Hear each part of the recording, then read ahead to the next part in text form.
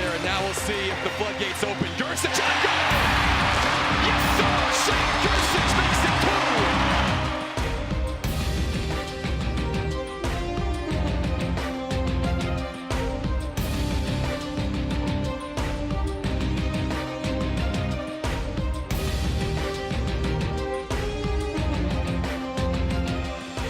UND sends the Ralph Engelstad Arena faithful home happy with a big win this weekend. Welcome to North Dakota Hockey with Brad Berry. I'm Alex Heinert. Coming up on today's program, we'll break down the hard-fought series against the Huskies and talk about what's to come on the bye week and beyond with the head coach of the reigning national champions, Brad Berry. And Brad, entering this weekend, this is a team that had some success but was coming off maybe a frustrating weekend in Colorado College. It was important to come out and have some momentum moving forward against St. Cloud. You did that and more this weekend. Yeah, we did. I thought, we came out Friday the right way. We ended off in Colorado with not having a victory, but we played the right way, and we had a lot of sustained pressure in the first period on Friday night and started the right way. And again, that's so important to start a weekend. Yeah, on the eve of such a big break with the bye week coming up, you knew you needed a couple of good performances this weekend. How much more important was it knowing you've got this period of time without a game coming up to finish strong this weekend? Well, huge. I mean, we're winding down in the season. There was only a few games left in the regular season, and you got to make sure that you try to be on the right end of it to climb the standings. And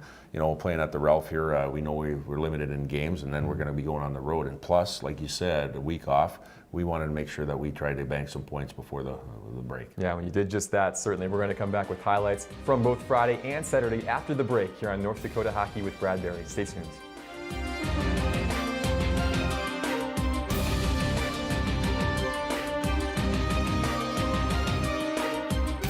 North Dakota Hockey with Brad Berry on Midco Sports Network is presented by the University of North Dakota.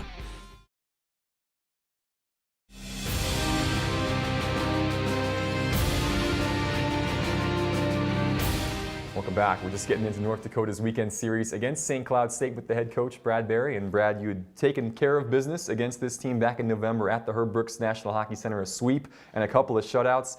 You knew that the Huskies would bring the fight, though, to you this weekend here at home. Yeah, absolutely. Anytime that you win two in their building, there's redemption that's going through their mind. And, they have a young team just as we do, and they're growing as a team, and they're a lot better team than they were in the first half of the year, and they knew that, too. So, again, there's a lot of things going into this weekend. Yeah, certainly one of those things, the injury status of a couple of different guys, Tyson Jost and Gage Osmus and Joel Janatuinen and Cam, there's a long list, Cam Johnson, of guys that had missed time against Colorado College.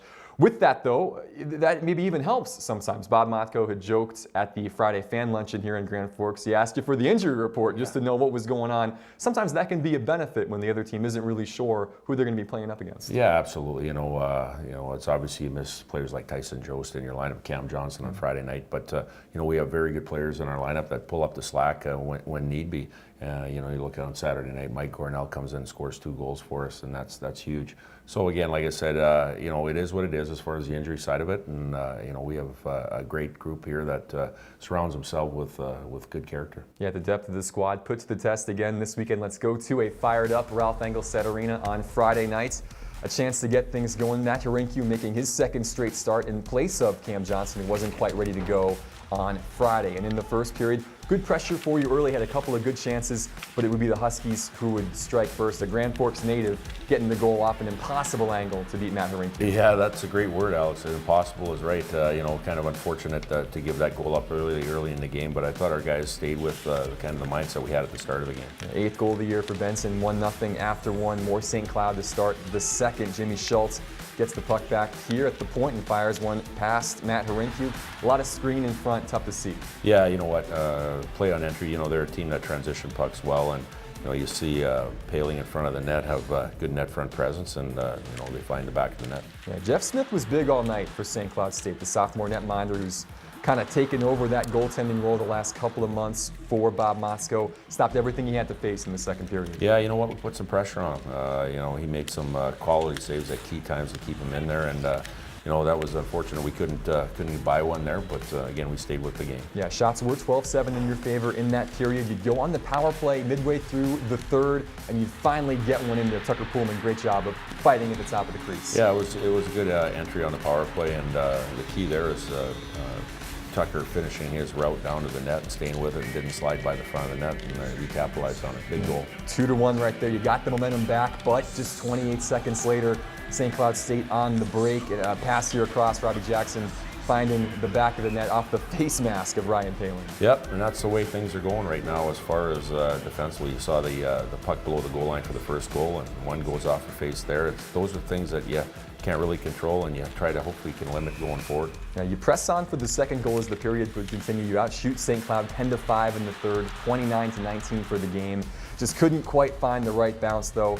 Couldn't breach the Huskies' goal again. You fall 3-1 in this one. Second hard luck loss in a row for North Dakota and their third straight home defeat. I thought we came out really strong, just kind of bad bounce on their goal, set us back a bit, and then I thought the second we played really well, and we got that goal in the third, and they got another lucky bounce. I mean, it's the way it goes sometimes. We just can't get a bounce, but we can't get frustrated. We just got to stick to our game. We just got to get in front of the goalie's eyes, and we can't let him see it, because if you let the goalies see the puck in this league, they're going to save it every time. So I think we just got to keep going to the front of the net, and eventually it'll go our way. We're snake bit right now. We can't get frustrated because that just makes it worse. So I think we're doing a good job of keeping guys up, keeping guys loose in the locker room. And, we know our bounce will come. Obviously, they got the bounces tonight, and that's the way hockey goes. And hopefully, we bring the same game in and a little bit more, and we'll get the bounces. Well, just like last Saturday against Colorado College, not a poor performance by any stretch for your guys, just a couple of bad bounces that don't go your way and result in defeats. Yeah, you know what, it's a little reminiscent. Things are a little bit tough now coming offensively for us. I think it's a sign of the league too. Teams are getting better structurally in the second half. Things are tightening up, and I know from the St. Cloud side, it was tough for them to score goals too. So, we got to find a way to try to squeeze out 2 or 3 goals, and I think in the second half it's going to be the race to 3. Yeah, certainly. When you look at the positives in this game, from a statistical standpoint, you outshoot them by 10, you outdraw them by 15, you're 2 for 2 on the penalty kill. A lot of good things, even despite the loss, to take from this contest. Yeah, there is. I think the biggest thing is consistency in how you play each and every night, and I thought we're getting that right now, and we're getting contributions from players that you haven't seen, like Mike Gornell and other players in our lineup that are helping our group here, and that's big at this time of year. Yeah, well, one defeat certainly doesn't define the season, and it wouldn't define this series by any stretch. We're back in a moment with the highlights from Saturday here on North Dakota Hockey with Brad Berry.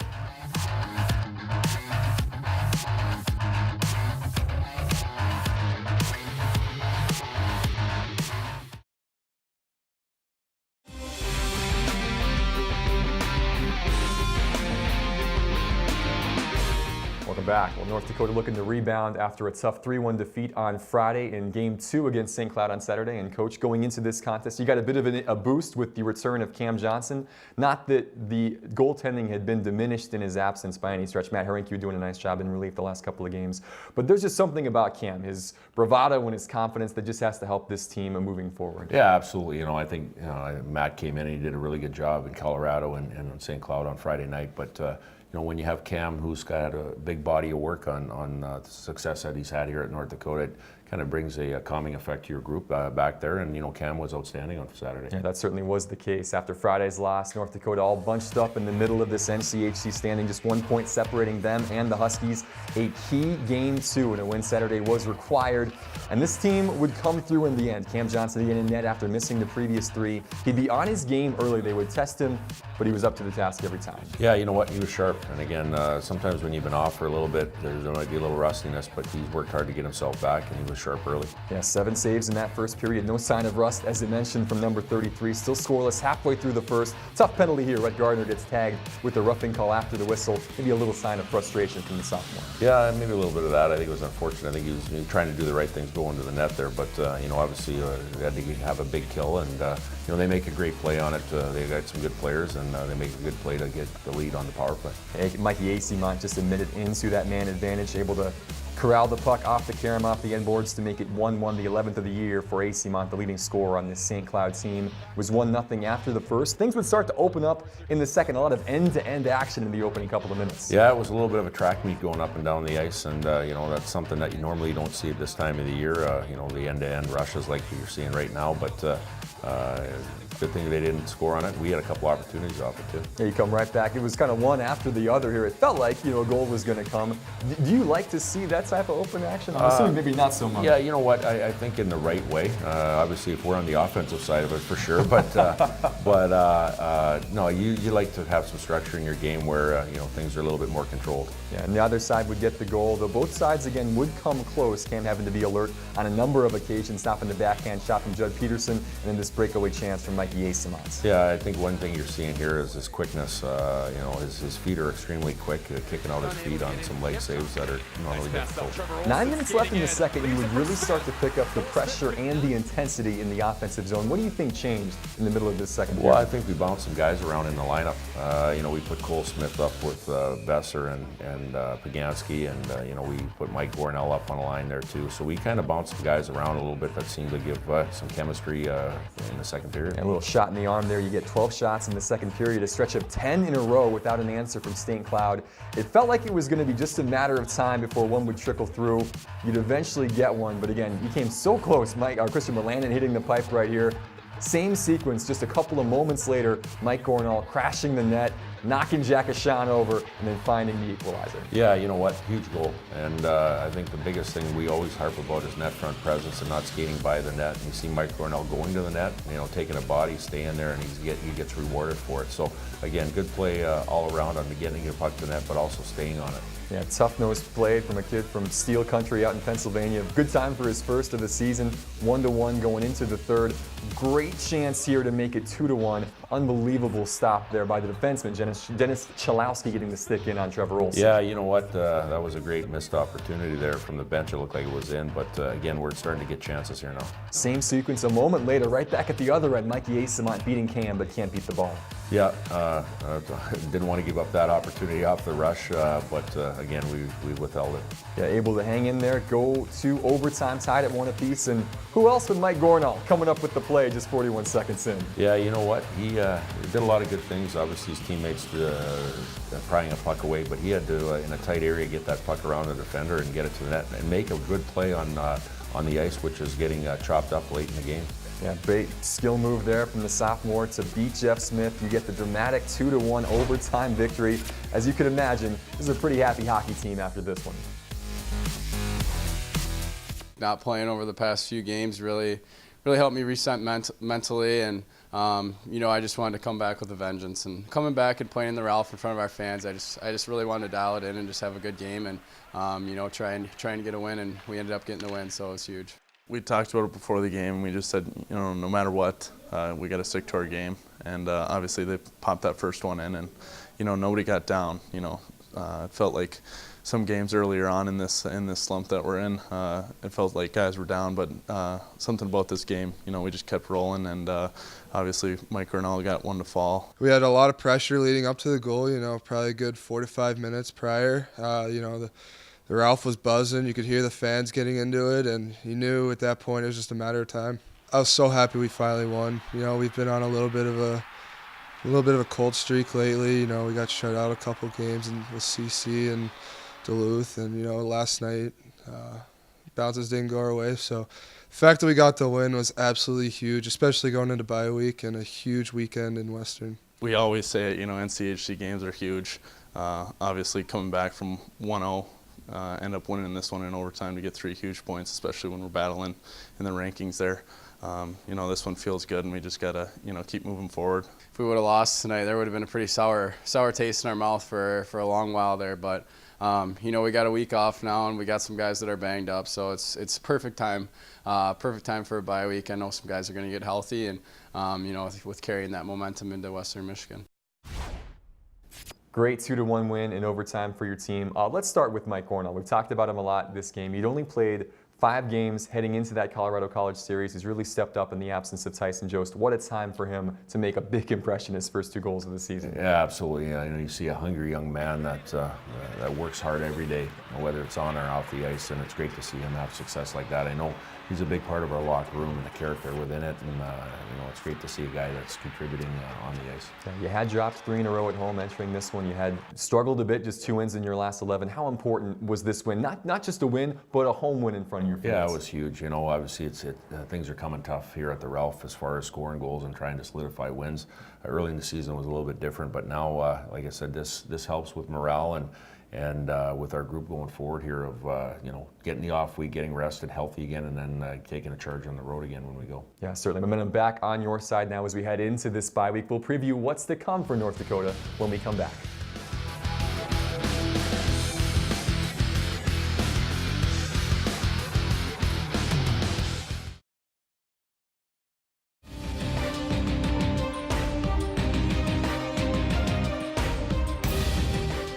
Back. Well, it's been a long stretch of games for Brad Berry and company, 11 straight since New Year's Eve. You get a bye week now, maybe coming at the perfect time. Yeah, you know what, I think for a lot of different reasons, physically and mentally. I know we got a lot of banged up bodies that need to get healthy, and I think the break will do us well mentally here to recharge and reset for the second half here. And you know what, we got 6 regular season games and playoffs, and our guys are going to be full steam ahead. Yeah, you mentioned recharging. What does the bye week look like for you guys, especially at this time of year? I think early in the week we'll take a little bit of time here to you know, work out in the weight room, and as the week goes on, we'll progress on the ice. I know you know, last year a big part of it was a team bonding side of it. Sure. We did an outdoor game at University Park, so I think we're going to try to consider that maybe later in the week here, the off week, and then we'll ramp it up the game week.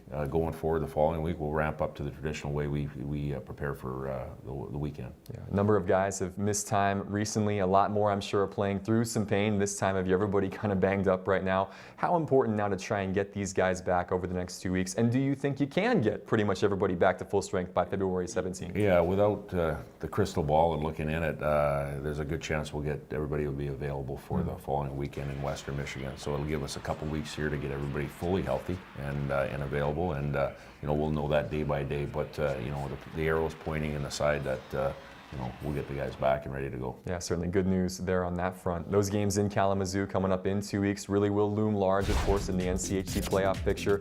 Right now tied for third with the Broncos, but things are, of course, going to change. Everybody kind of playing each other this weekend. It'll be a very different playoff picture we expect in 2 weeks when you do take the ice next. Yeah, obviously with our bye week, it allows other teams to play and probably you know, have a chance to maybe bump up in the standings a little bit. But again, we have to control as the way we play in the last 6 games, and control what we can control, and our destiny's in our hands. Yeah, with that said, Miami again taking on St. Cloud this weekend, Omaha playing Western. I'm sure you'll be watching the games pretty closely coming up on Friday and Saturday. Yeah, absolutely. You know, it's so tight within our league, and you're seeing a lot of splits now and different things like that throughout our league. So again, that's the beauty. You know, when you really look at it, the strength of schedule of all 8 teams, it's the toughest schedule in college hockey is the NCHC. Hey, when you look, yeah, as you said, 1 through 8, all at the top of that list in strength of schedule.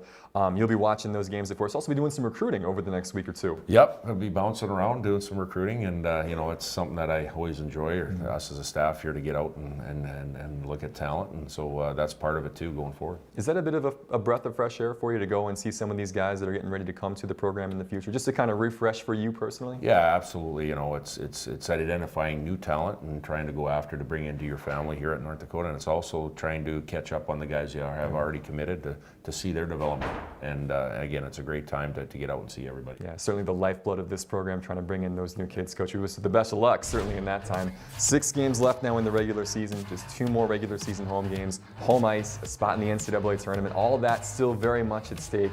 What a great time to get ready to head into these next couple of weeks. Wouldn't want it any other way, having your feet to the fire, you know, with our group here of holding us, each and every one, accountable, and you know, pressing forward. Yeah, well, Brad, thanks so much again for the time this week. Best of luck getting the guys healthy. Yep. Safe travels on the recruiting trail. We'll catch up with you soon. Thanks a lot, Alex. Stick around. We're going to set the scene for the bye week and what is coming up in the weeks ahead when we come back.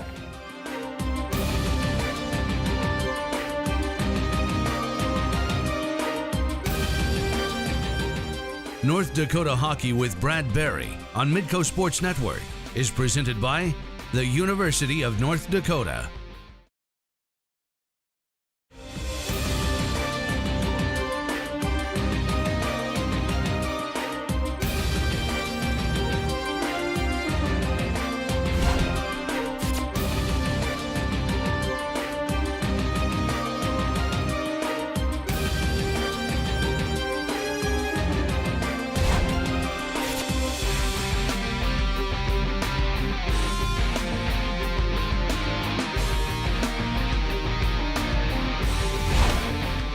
we've talked about the amount of games we have remaining, and how quickly it goes by, and how we're already at the end of our season. And we just talk about not taking anything for granted, and getting the most out of every day, out of every practice, every game, because there's only so few games left.